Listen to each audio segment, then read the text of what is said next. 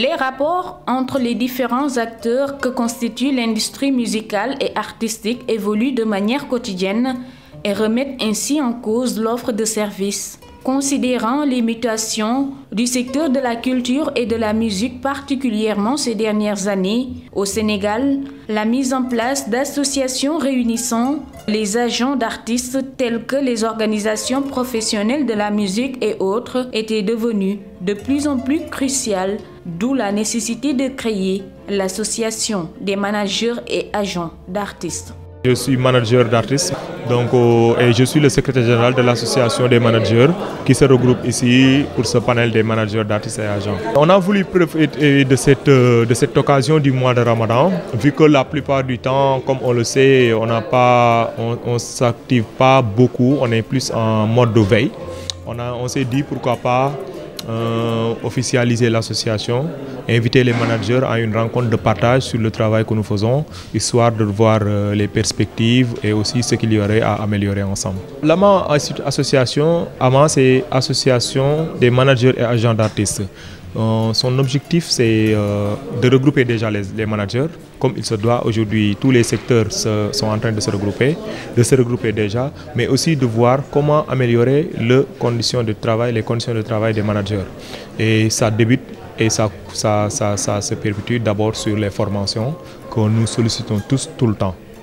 Le manager est avant tout un créateur, car il intervient plus souvent dans l'esthétique et la créativité. Ce panel, qui regroupe des professionnels sénégalais du milieu des arts et de la culture, plus précisément les managers et agents d'artistes, participe aujourd'hui à la vision de l'AMA. Une occasion pour ces acteurs de revenir sur leur rôle principal, les capacités administratives et financières, mais aussi une occasion de bien mener des réflexions.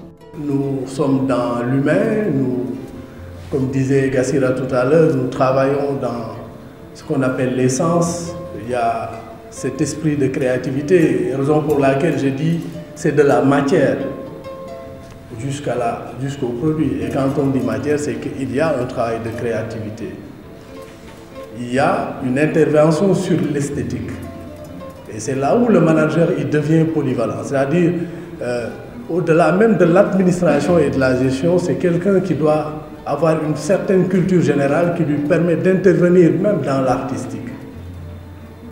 Je veux dire dans la création de l'œuvre. S'il n'a pas les compétences ni la sensibilité d'intervenir dans la création de l'œuvre, il ne peut pas s'en approprier. Donc il ne peut pas la représenter. Parce qu'il s'agit de représenter cette œuvre-là, de s'en approprier et de la vendre, de pouvoir en parler. Il est donc comme celui qui pourrait même vendre du vent parce qu'il a une relation, un attachement à cette chose-là. Il le vend.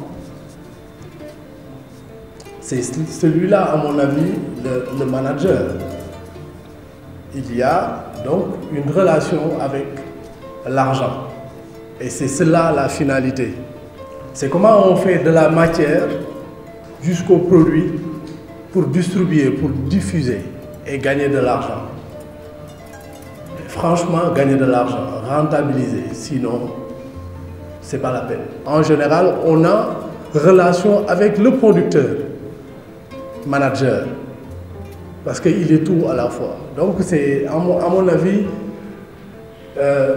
ces relations-là que nous avons avec les artistes. Mais quoi qu'on puisse dire, pour résumer, le manager doit avoir les capacités à la fois administratives et financières pour pouvoir se positionner, se recycler, être en phase de son métier, nonobstant ce contrat de confiance qui est le soubassement qu'on doit et qui, à mon avis, consolide les relations qu'on a. On ne peut pas s'engager dans une activité où on ne vit pas de cette activité-là. Ce n'est pas possible. C'est des problèmes. Nous n'en sommes pas encore là. Et Madame la représentante du ministère de la Culture l'a dit tout à l'heure. La culture est un domaine transversal. Il faut la réfléchir d'une manière transversale. Si nous voulons mener et asseoir de bonnes politiques, il faut que nous prenions le temps et le courage de réfléchir. de discuter, de tomber d'accord, d'harmoniser, comme disait tout à l'heure Tafa Goudiaby. Un instrument qui puisse, en tout cas, nous donner le droit institutionnellement et juridiquement. Mais ce droit, nous l'avons de fait. C'est-à-dire sans le cadre, sans la loi ou sans un texte, nous existons de fait. C'est ça qui est important. Par rapport aux autres disciplines, c'est-à-dire la danse, les arts plastiques, le théâtre, parfois on se demande, on n'est pas forcément au même niveau de maturité et au même niveau d'organisation. Dans le secteur de la danse, on n'a pas cette expérience-là. Je me demande même si, est-ce qu'il y a des managers pour les danseurs? Je demande à mes collègues, est-ce que ça existe? Quelqu'un qui se réclame être manager d'un danseur. Comment on rend le métier aussi de manager attractif pour le danseur? Parce que j'ai l'impression que tout le monde veut être manager, mais pour la musique. Donc comment on rétablit aussi les équilibres? Comment on fait en sorte que, voilà, il y a quand même une certaine... il faut que tout le monde soit fort pour pouvoir être encore plus fort. Donc nous, on essaye avec les moyens qu'on a à notre disposition. Mais on a un réel problème aussi de ce côté-là, c'est comment harmoniser nos forces finalement. Pour harmoniser leurs forces, nombreux sont les défis qui s'imposent. Les managers sont confrontés à plusieurs maux, notamment le manque de formation, le manque de compétences, le manque d'expérience. À cela s'ajoute la précarité de l'emploi, mais aussi l'absence de protection sociale. Ainsi, le débat sur le niveau intellectuel des agents d'artistes et managers a fait l'objet de contradictions entre les panélistes. Le défi d'abord, c'est la formation. C'est relever le niveau de prestation de ce que nous faisons envers les artistes. Et c'est la formation. C'est la formation continue et répétitive. Parce qu'aujourd'hui, il suffit, beaucoup de gens ont au moins une fois été formés, même ceux qui se sont inscrits au niveau du panel. Au moins. Mais on le remarque tous et on le dit tout le temps, il y a un niveau faible des capacités des managers. Et ça, c'est quand tu tires large. Pour ceux qui sont connus, la plupart des artistes connus, ils ont un manager plus ou moins expérimenté qui savent comment faire le travail. Mais le problème aussi, c'est pas nous, c'est pas moi qui suis là depuis 25 ans. Mais le problème, c'est de penser à tout le monde, aux jeunes qui sont à Kolda, à Tamba, à Thiès, mais qui aiment ça, qui le débutent. Et il y en a beaucoup. Il y a beaucoup de jeunes qui se disent managers, des artistes que vous contactez ou qui commencent à éclore, mais dont les gens qui les accompagnent n'ont pas de compétences. Le manager, en fait, c'est celui qui gère, celui qui impulse, celui qui vend son artiste. Entre guillemets, pour vendre, il faut se vendre. Mais il est souhaité qu'il y ait un niveau intellectuel. Parce qu'aujourd'hui, avec les grandes mutations de notre secteur, je pense que le niveau intellectuel aiderait mieux. Mais ce n'est pas quelque chose d'impératif. Il vaut mieux avoir un bon niveau en management. Je dis oui, je dis non. Ça dépend de quel artiste. Aujourd'hui, ici, la plupart des artistes que vous invitez dans les plateaux de télé, dont tout le monde raffole d'avoir sur une interview, dont tout le monde a envie de, c'est des artistes qui marchent. Quand l'artiste marche, le manager marche. Maintenant, comme je dis, ce n'est pas le problème. Le problème de l'AMA, ce n'est pas ces artistes déjà connus. C'est managers de ces artistes connus. C'est les managers qui sont à leur début de carrière, qui ont leur début d'expérience, de les outiller. Parce que de toute manière, un artiste a besoin de... Il faut aussi qu'on dépasse ce truc de art manager, artiste chanteur. Aujourd'hui, dans l'association, rien que pour ce panel, quand on a ouvert les inscriptions, on a eu, parmi les séries connues, des gens qui travaillent dans ces séries comme managers ou agents qui accompagnent des acteurs, mais qui manquent d'expérience. Aujourd'hui, ça veut dire que donc, la demande elle est partagée. Ils devraient pouvoir en bénéficier. Donc pour moi, il faut qu'on essaie de faire de telle sorte que ces jeunes puissent bénéficier de l'opportunité de ce travail. Si nous ne sommes pas qualifiés, si nous ne sommes pas compétents, si nous ne développons pas toutes ces capacités pour pouvoir porter, ce n'est pas possible. Et même au plan financier, évoluer, c'est pouvoir porter, mais avoir les moyens de porter. Par rapport à un secteur, les arts visuels, par rapport à la musique qui est beaucoup plus... qui a été beaucoup plus développé ici. Il y a des similitudes, mais il y a aussi des différences en art visuel. Mais ce qui est important, c'est se structurer. Pour dire que se structurer, c'est soi-même qui le fait. Le seul conseil que je peux donner aux jeunes aussi, je suis contre ceux qui pensent qu'il n'y a pas de formation. Non, il faut éviter ça. Le cas de Conté, c'est un cas à part. Et c'est aussi une expérience de beaucoup de gens qui vivent en France, dans des milieux associatifs et qui drainent une compétence par rapport à ça. À force de travailler avec les mairies, des formations aussi, de fréquenter des élus, Ils ont une expérience, ils bourlinguent et ils ont une expérience qui se construit sur le temps. Moi, je ne pense pas qu'on puisse faire ce métier de manager si on n'a pas étudié, si on n'a pas une bonne culture générale, si on n'a pas une transversalité, mais même les articles ne vont pas vous respecter. Moi, j'insiste sur le mot formation. Elle peut avoir plusieurs canevas, plusieurs formes. On peut être formé par son grand frère. Si son grand frère était manager, qu'on est baigné dans ça, on est formé. Mais il faut être formé. Ayant un caractère fondamental dans la vie de ceux qui veulent se lancer dans une carrière professionnelle, le manager et agent d'artiste n'est pas assez valorisé au Sénégal, contrairement aux autres pays. Au Sénégal, ces professionnels de la culture ne disposent pas d'un cadre réglementaire qui régit leur métier. Dans un contexte de mutation dominé par le numérique, le manque de reconnaissance de certains artistes est déploré par les acteurs. L'artiste et les autres professionnels de la culture. Donc, il faut qu'il y ait une osmose. Donc, aujourd'hui, on est en train de travailler sur la carte. Parce que dès qu'on va commencer à remettre les cartes, on ne voudrait plus y revenir. Donc, on attend un peu les conclusions de l'État, parce que notre secteur aussi fait partie des secteurs concernés. Qui sont membres de AMA. Et c'est la même manière pour ceux qui sont membres de l'AMS, pour ceux qui sont membres de la REFES. C'est-à-dire moi,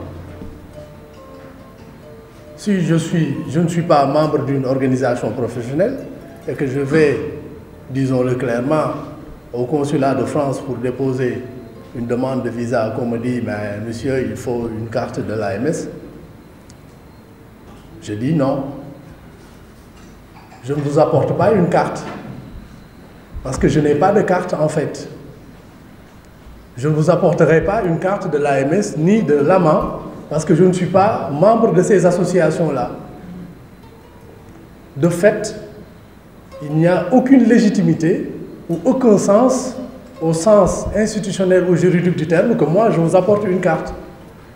On est obligé que si une personne dit je suis manager, de le prendre comme un manager. Surtout que s'il dit qu'il est le manager d'un artiste, que l'artiste reconnaît qu'il est son manager. Aujourd'hui, il devient un manager. Parce que c'est l'artiste qui définit le manager, qui dit qui est son manager. Maintenant, nous, notre rôle, ce ne sera pas de dire non, il ne peut pas être manager, mais de l'outiller, de lui donner les trucs, de l'appeler, de discuter avec lui, de lui faire comprendre la responsabilité d'être un manager. Parce que sa responsabilité, ce n'est pas juste de venir dire je suis manager, mais d'être compétent, de savoir quel est son rôle. Parce qu'aujourd'hui, un manager, c'est gérant d'une entreprise. L'entreprise, c'est qui? C'est l'artiste. C'est faire de telle sorte qu'il puisse amener l'artiste à vivre de son art et lui vivre de cet art. Donc c'est de la responsabilité. Sa responsabilité, elle est tellement grande, il faut qu'il en soit conscient. S'il maintenant, après ça, il sait qu'il ne peut pas l'être, après l'artiste pourra aller chercher un autre. Donc on n'est pas dans la musique, certes, je suis d'accord. Ce que Ousmane a dit est très raison. Moi, après 20 ans d'expérience ou 25 ans d'expérience aujourd'hui, par rapport aux artistes visuels, je pèse mes mots, je dis c'est eux qui ont besoin de moi. Parce que j'ai grandi, j'ai 25 ans d'expérience ou 30 ans d'expérience, je l'exploite très bien, ça va du rôle d'agent au rôle de manager, au rôle de marchand d'art et j'accompagne des carrières. Et il m'arrive de dire à un artiste, tant je ne travaille plus avec toi. Quand il n'y a pas, j'attends pas de la gratitude. Voilà, et je le dis, c'est très souvent les artistes aussi, ça faut le dire. Quand un producteur ou un manager doit de l'argent à un artiste, tout le monde le sait. Voilà, ça aussi je le sais. Je le dis par expérience. Et au jour d'aujourd'hui, je fais tout pour ne rien devoir aux artistes. En réponse aux préoccupations listées par les managers et agents d'artistes, le ministère de la Culture entend engager des réformes en vue de les accompagner. L'espoir est donc permis pour ces professionnels. Je pense que comme il l'a dit tout à l'heure, leur principal problème c'est le manque de formation et en tout cas le manque de sécurité et qui est lié à ce métier-là parce que c'est juste lié au bon vouloir des deux parties, donc de l'agent et du manager, donc qui peut se rompre à tout moment. C'est un accord qui n'est garanti par rien. Donc un artiste qui décide un jour de se défaire de son manager peut le faire sans contrainte. Donc je pense que l'un de leurs principaux soucis, c'est ça. Donc essayer en tout cas d'établir des garde-fous qui permet une certaine sécurité et une structuration en tout cas de ce milieu-là. Nous, au niveau du ministère de la Culture, en tout cas, nous considérons cette association comme un partenaire, donc une organisation professionnelle qui nous aide et qui nous accompagne dans la réflexion pour essayer de trouver ensemble des solutions pour leurs besoins.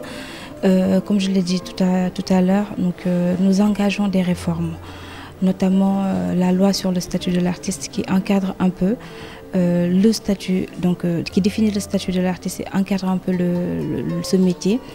Et tous les professionnels de la culture, donc notamment les managers, sont pris en compte et d'autres professions liées à la culture.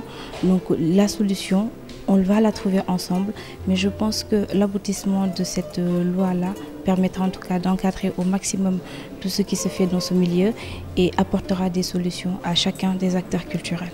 Plus que jamais, le métier de manager d'artistes est au centre des problématiques du développement artistique et son rôle est plus essentiel dans le nouvel écosystème de la musique, ce qui a d'ailleurs inspiré les acteurs au choix des thèmes de ce panel que sont manager et artistes, rôle et responsabilité, cahier de charge, et comme deuxième thème, le manager dans un écosystème actuel de l'entrepreneuriat culturel et créatif.